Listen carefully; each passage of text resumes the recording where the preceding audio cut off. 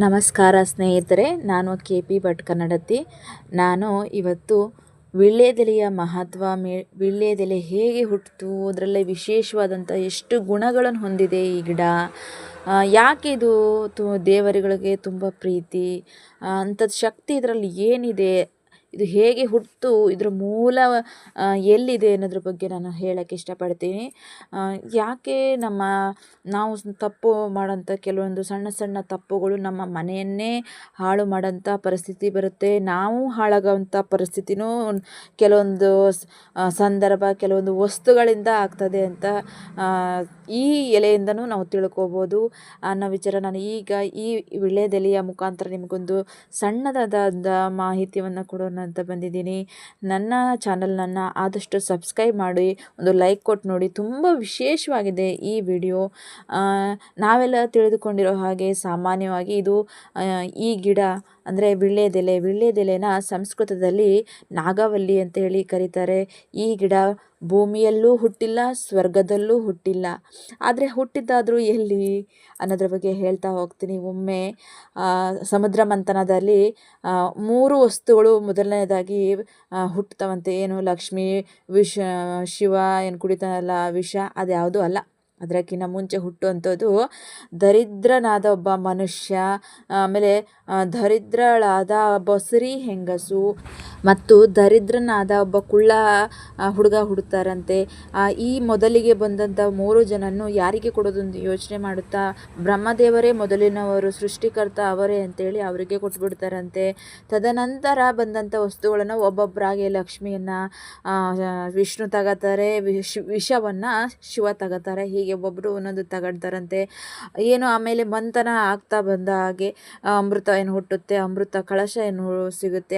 ಅದನ್ನು ಧನ್ವಂತರಿ ದೇವರು ತಗೊಬಂದು ಅದನ್ನ ಎಲ್ಲರಿಗೂ ಹಂಚೋಕೆ ಹೋಗ್ತಾರಂತೆ. ಅದಾದ ನಂತರ ರಾಕ್ಷಸರು ಅವರ ಕೈಯಲ್ಲಿರೋ ಅಮೃತವನ್ನು ಕಸಿದುಕೊಂಡು ಓಡೋಗ್ತಾರಂತೆ. ಅದಾದ ನಂತರ ಒಬ್ಬರಿಗೊಬ್ಬರು ದೇವತೆಗಳು ರಾಕ್ಷಸರು ಹೊಡೆದಾಡಕ್ಕೆ ಶುರುವಾಗ್ತಾರಂತೆ. ಅದಾದ ನಂತರ ಶ್ರೀ ಮಹಾನ್ ವಿಷ್ಣುವೇ ಮೋಹಿನಿಯ ರೂಪ ತಾಳ್ಬಿಟ್ಟು ಅಮೃತವನ್ನು ಅವರಿಂದ ಪಡೆದುಕೊಂಡು, ರಾಕ್ಷಸರಿಂದ ಪಡೆದುಕೊಂಡು ದೇವಾನುದೇವತೆಗಳಿಗೆ ಅಮೃತವನ್ನು ಕೊಡ್ತಾರಂತೆ, ಸ್ವೀಕಾರ ಮಾಡೋಕ್ಕೆ ಕೊಡ್ತಾರಂತೆ.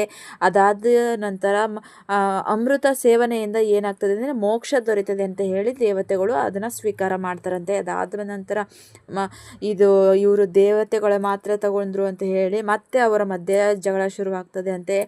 ದೇವತೆಗಳು ಅಮೃತ ಕಳಶವನ್ನು ಐರಾವತ ಕಟ್ಟಿದಂಥ ಸ್ತಂಭದ ಹತ್ತಿರ ಹೋಗಿ ಇಡ್ತಾರಂತೆ. ಆ ಟೈಮಲ್ಲಿ ಯುದ್ಧ ಜೋರಾಗಿ ನಡೀತಾ ಇರುತ್ತಂತೆ. ಐರಾವತ ಹೇಳ್ತಾರಂತೆ, ಅಯ್ಯೋ ನನ್ನನ್ನು ಬಿಡಲಿಲ್ಲ ಇವರು, ನಾನು ಅವ್ರನ್ನೆಲ್ಲರನ್ನೂ ರಾಕ್ಷಸರನ್ನ ಸದೆಬಡಿತಾ ಇದ್ದೆ ಅಂತ ಹೇಳಿ ಆ ರೋಷ ಆವೇಶ ಐರಾವತಕ್ಕೆ ಬರೋಕ್ಕೆ ಶುರುವಾಯ್ತಂತೆ. ಅಂಥ ಸಂದರ್ಭದಲ್ಲಿ ಐರಾವತದ ಕಣ್ಣಿನಿಂದ ಬಂದಂಥ ಒಂದು ಹನಿ ಅಮೃತ ಕಳಶದ ಒಳಗೆ ಬೀಳುತ್ತೆ. ಅದರ ಹೆಸರೇ ಮದಾರಸ. ಐರಾವತದ ಕಣ್ಣಿನಿಂದ ಒಂದು ಹನಿ ಏನು ಪಾತ್ರೆ ಒಳಗೆ ಬಿತ್ತಲ್ಲ, ಅದನ್ನು ಮದಾರಸ ಅಂತ ಹೇಳಿ ಕರೀತಾರೆ.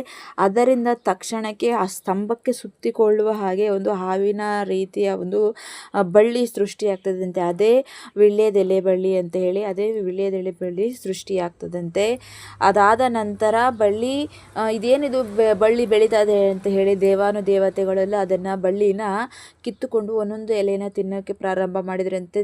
ತಿಂತಾ ಇದ್ದಾಗೆ ಅವರಲ್ಲಿ ಏನೋ ಒಂದು ಹುಮ್ಮಸ್ಸು, ಚೇತನ ಇದೆಲ್ಲ ಹುಟ್ಟೋಕ್ಕೆ ಪ್ರಾರಂಭವಾಯ್ತಂತೆ. ತಕ್ಷಣ ದೇವಾನುದೇವತೆಗಳೆಲ್ಲ ಧನ್ವಂತರಿ ದೇವರನ್ನ ಕರೀತಾರಂತೆ. ಅದಾದ ನಂತರ ಧನ್ವಂತರಿ ದೇವ ಇದರಲ್ಲಿ ವಿಶೇಷವಾಗಿ 13 ಗುಣ ಹೊಂದಿರುವ ಈ ನಾಗವಲ್ಲಿ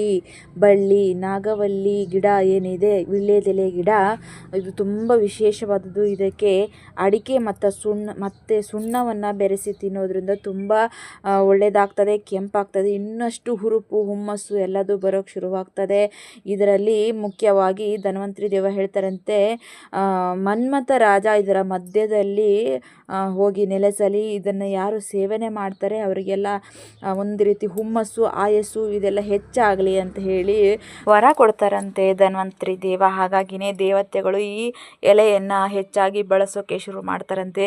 ಸ್ವತಃ ಇಂದ್ರ ದೇವರು ಐರಾವತದಿಂದ ಹುಟ್ಟಿದೆ ಅಂತೇಳಿ ಅವರು ಹೆಚ್ಚಾಗಿ ಸೇವನೆ ಮಾಡ್ತಾ ಹೋಗ್ತಾರಂತೆ.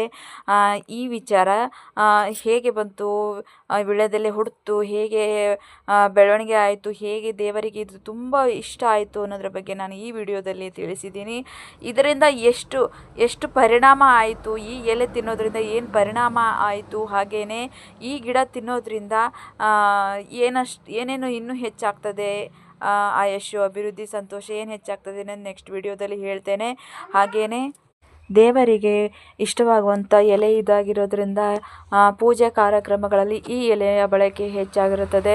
ಈ ಎಲೆಯನ್ನು ಹೇಗೆ ಬಳಸಬೇಕು ಮತ್ತು ಈ ಎಲೆ ಹೇಗೆ ನಮ್ಮ ಭೂಲೋಕಕ್ಕೆ ತಂದವರು ಯಾರು, ಇದರ ಬಗ್ಗೆ ನೆಕ್ಸ್ಟ್ ನಾನು ಮುಂದಿನ ವಿಡಿಯೋದಲ್ಲಿ ತಿಳಿಸ್ತೀನಿ. ತುಂಬ ವಿಶೇಷವಾದ ಈ ವೀಳ್ಯದೆಲೆ ಬಗ್ಗೆ ಸಾಕಷ್ಟು ತಿಳಿಯೋದಿದೆ. ಮುಂದಿನ ವಿಡಿಯೋದಲ್ಲಿ ಸಿಗೋಣ.